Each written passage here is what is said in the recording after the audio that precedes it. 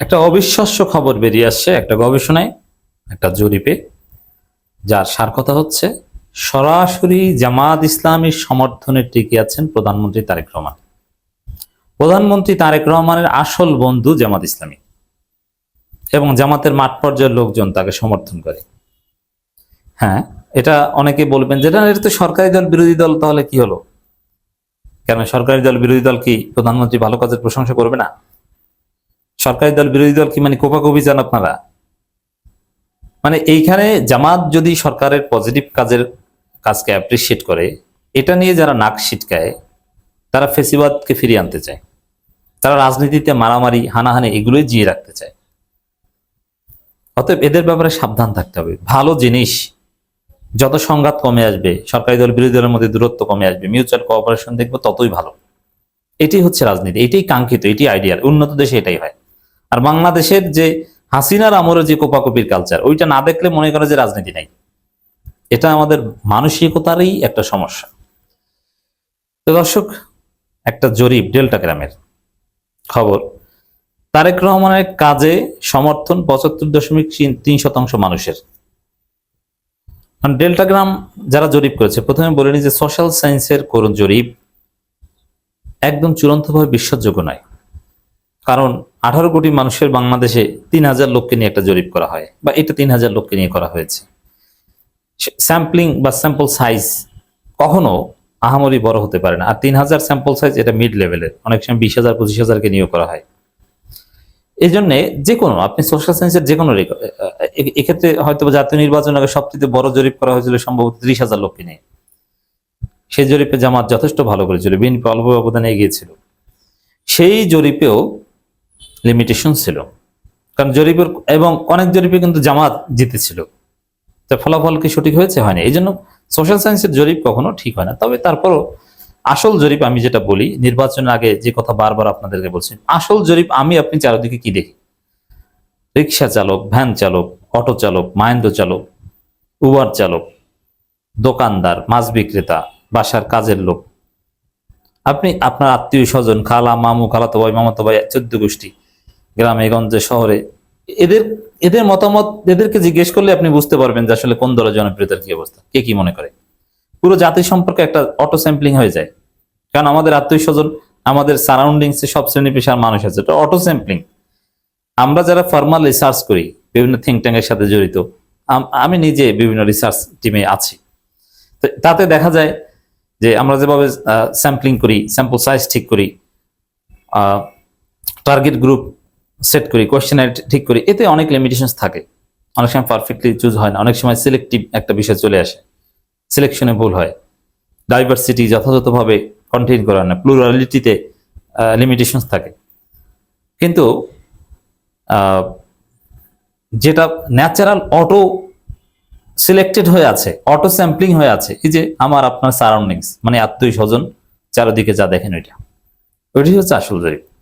এতে কোনো ভেজাল নাই। আর জরিপ যারা করে, প্রতিষ্ঠান যতটাই বিশ্বাসযোগ্য হোক না কেন, অনেক ভুইফোর সংগঠন আছে টাকার বিনিময়ে যে ফল চায় সেই ফল এনে দিতে পারে, কোনো ব্যাপার না। কিন্তু হাসিনা এরকম বিভিন্ন প্রতিষ্ঠানের মাধ্যমে জরিপ করতো, এবং জরিপ করিয়ে প্রচার করতো যে আবার হাসিনা ক্ষমতায় আসে।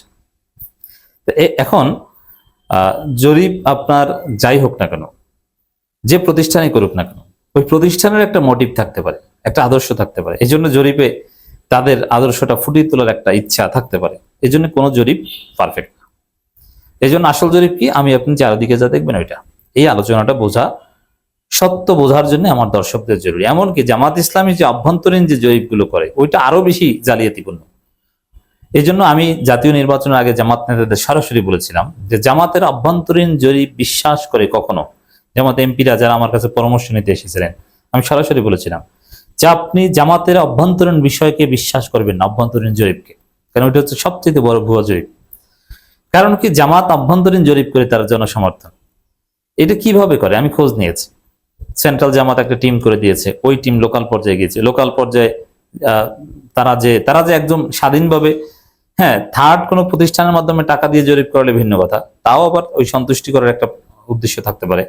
তবে জামাতের যে সাংগঠনিক জরিপ, তাতে শেষ পর্যন্ত ওই লোকাল সংগঠনের কাছে প্রশ্নমালাগুলো পাঠায়, তারপরে উত্তর খুঁজে আনে। এখন সংগঠন তো সংগঠনের উত্তর দিবে, তাদের তো আপনার জনপ্রিয়তা 80% মনে হবে, এটা তো কোনো কথা না।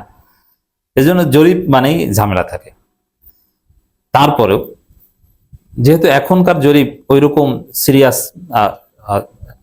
কনসেন্ট ম্যানুফ্যাকচারিং কোনো জরিপ না, যার ফলে এটা নিয়ে সমালোচনা কম। তো ডেল্টা গ্রামের যে জরিপ, তারেক রহমানের কাজে সমর্থন 75.3% মানুষ। তো এটি একটু বিশ্লেষণ করেন, দেখেন তারেক রহমানকে বা প্রধানমন্ত্রীকে ভোট দিয়েছেন বা বিএনপি ভোট পেয়েছে 50%-এর একটু বেশি, 51%। ভোট দিয়েছে 51% মানুষ। আর এটা ভেরি সিম্পল যে ক্ষমতায় আসার পর জনপ্রিয়তা কমে, কোনো কারণ নাই জনপ্রিয়তা বাড়ার, এটা বাংলাদেশের রাজনীতির রিয়ালিটি।